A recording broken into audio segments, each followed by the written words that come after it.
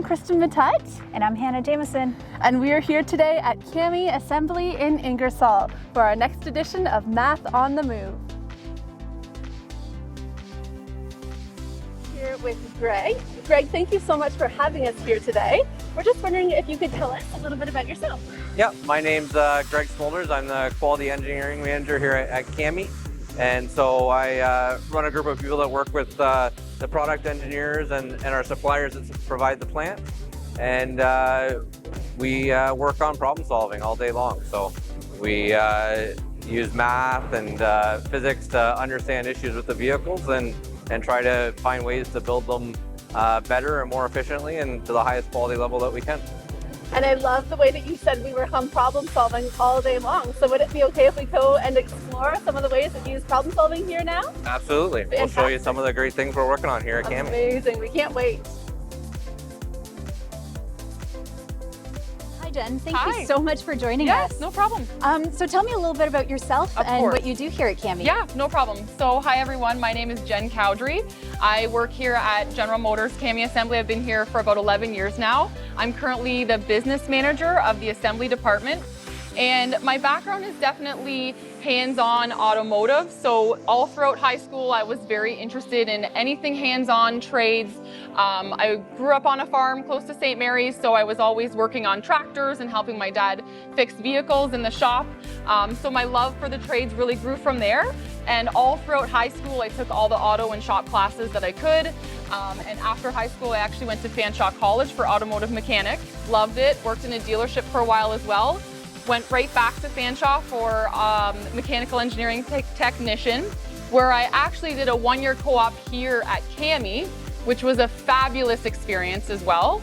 And then I got hired full-time here right after that co-op at Cami, and I've held various different positions here in many different departments, able to use math in my daily life in each department that I go to as well. I love how you were describing how your love of car and mechanics and hands-on work led you to this position, how you started really from an early age.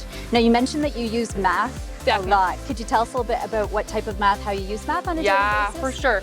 So when you're manufacturing vehicles, you maybe wouldn't really know it unless you've been to an assembly plant like this, but you have to use different small tools and jigs as an aid to help you build the vehicle. Okay. So when thinking of those tools, a lot of the times you have to always keep math in the back of your mind to understand how they're going to fit the vehicle, how they're going to fit someone's hands so it's ergonomic and safe when they're using that jig or tool. Okay, really cool. And what is this behind us? So we are the first electric vehicle manufacturing plant in Canada, and this is an electric delivery van. So soon on your roads around your area, you're going to see our vehicles delivering FedEx parcels, and we have many different customers as well that we're working with to help be a delivery provider. So we get the insider scoop. First ones to see this. Very You do, cool. very exciting. We'll be able to see a little bit more of the vehicle later too. That's perfect. Thank you so much. Awesome, Jen. no problem. We are joined now by Nate Bage. He's one of our team leaders here where we install glass on our Bright Drop electric vehicles. So Nate, welcome. Thanks. Tell me a little bit about yourself, how long you've been at Cami, and what do you do in your role at Cami? I'm a team leader, glass, like you said. I've been here 18 years, and I take care of 7 jobs here, and You're a busy guy. busy guy. You got a lot going on. Yep, sure So do. Nate, how does math affect your daily life and your tasks here at Cami? Well, we have to measure the bead on the glass, so there's so many cc's of urethane that gets put on the glass around the perimeter so that it seals to the car. So we have to kind of measure quarterly to make sure that that bead is got enough urethane to put the glass in and have it hold. And why is it important that we have to use the math to ensure we have the proper amount of urethane or glue to make sure the windshield's on? Because if there's not enough there, then we're going to have gaps in it or skips. So if it doesn't pump out enough, then it would sense that there's not enough there, and we could have a skip or a gap or not enough glue to adhere to the car. Awesome. So math is very important. Yeah, then for we this check it process. every quarter with a gate.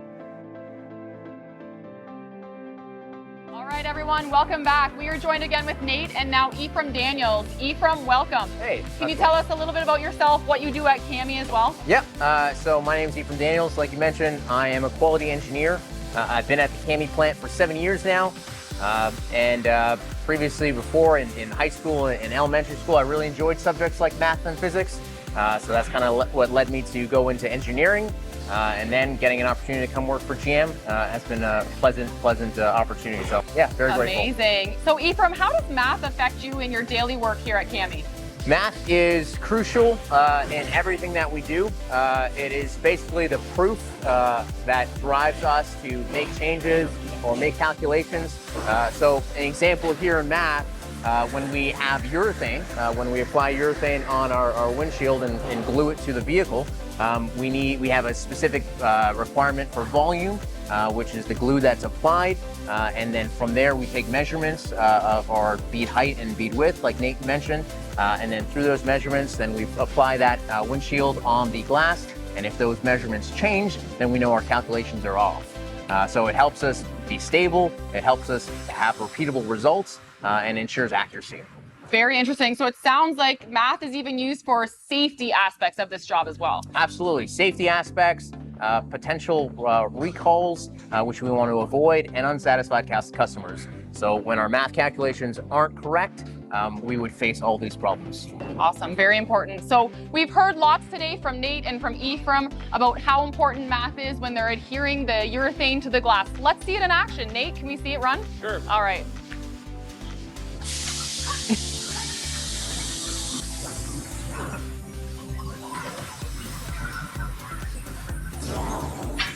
So right now, Ephraim, the robot is applying that urethane that you and Nate talked about in that very specific bead, right? Yep, absolutely. And given our requirements, we would ensure that our bead height and bead length are correct based on around the perimeter of the windshield.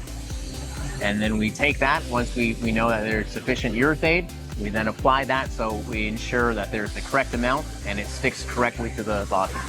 Very cool. Who knew so much math was involved in just gluing a windshield to a vehicle? There are requirements, and requirements are approved through math. Awesome. Thanks, Ephraim. Thank you, Nate. So a lot of math goes into even designing these hoists that help pick up the windshield itself. You can see a lot of vacuum and pressure lines to even have those suction cups that are used to hold the windshield to that hoist. So you can see the operator picked it up from the urethane station, put it to their jig, and now he's going to pick it up with another hoist and place it onto the vehicle.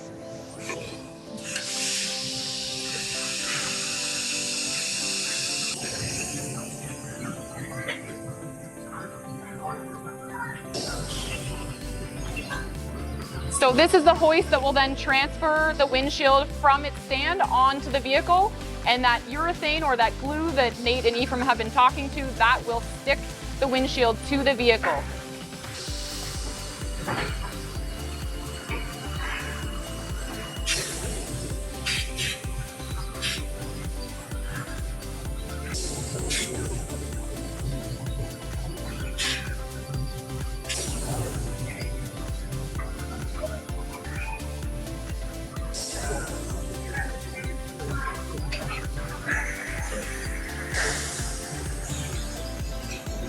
So it's also important here, as you just saw, kids, that we apply a proper amount of pressure that is also mathematically calculated to stick that windshield to the vehicle.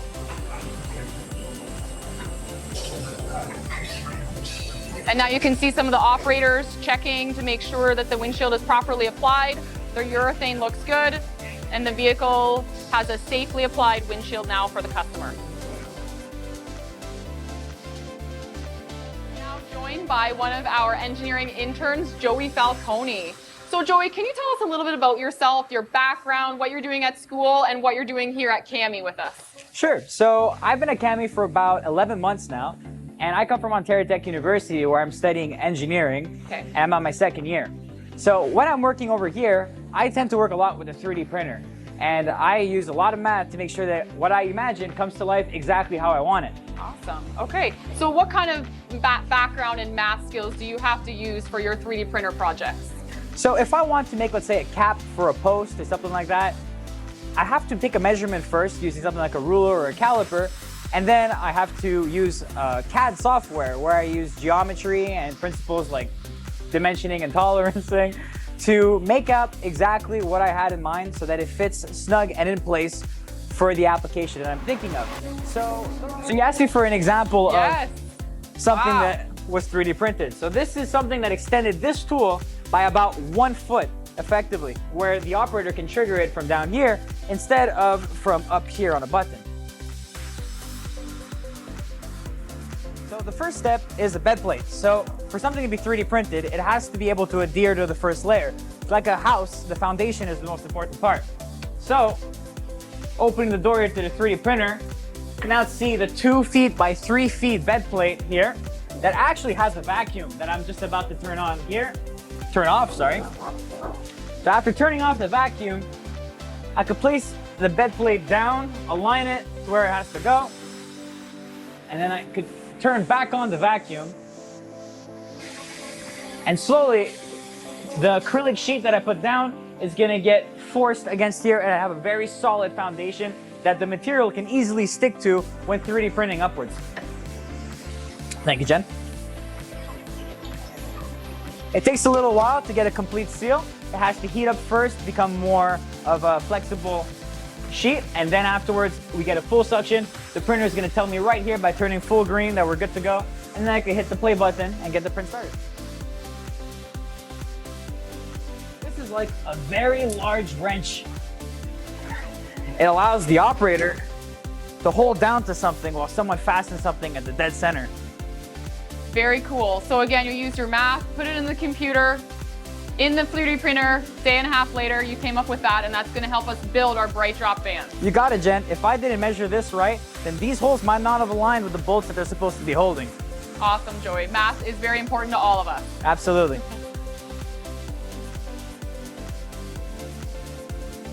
Right, we are back with Joey, and we have just seen a very large 3D printer. But now we also have another 3D printer that maybe you're used to seeing in some of your schools, maybe local libraries, maybe even at home. So Joey, let's hear about this one. How big is this one? Sounds good. This one's a lot smaller. It's 330 millimeters by about 300. And as you can see, it's going here right now, creating a small print out of a different material as well. Totally different printer, but this one's a lot more affordable. You see it a lot more at different places, especially like you mentioned, Jen, schools. You could have this at home even. This is more what you'll be seeing on a daily basis. So what kind of things would you make with this, Joey, compared to the big tools we've seen you show us so far? So at the plant, most of the things we want have to be really strong. So of course, we're gonna use the larger printer that we saw earlier for that. But this is things that are more like small tools or even cosmetic. Right now we have a flower pot being built because we like to have plants on site. So we have a little model here of a cat-themed flower pot that we're printing. All right, everyone, welcome back. Next, we are in the body framing area of Cami. And as you can see behind me, we have these massive robots that are picking up our side body panels and placing them onto the vehicle. So we program these robots using XYZ coordinates, much like you would see in a 3D printer, to tell that robot where exactly to pick up and where exactly to place that side body onto the vehicle. And some of our operators then take their torque tools, they go into the cell once the robot is finished, and they use math in their daily life to ensure that they achieve the proper torque when they are fastening the side body to the vehicle. This is also very important to ensure that these panels are properly fastened to the vehicle.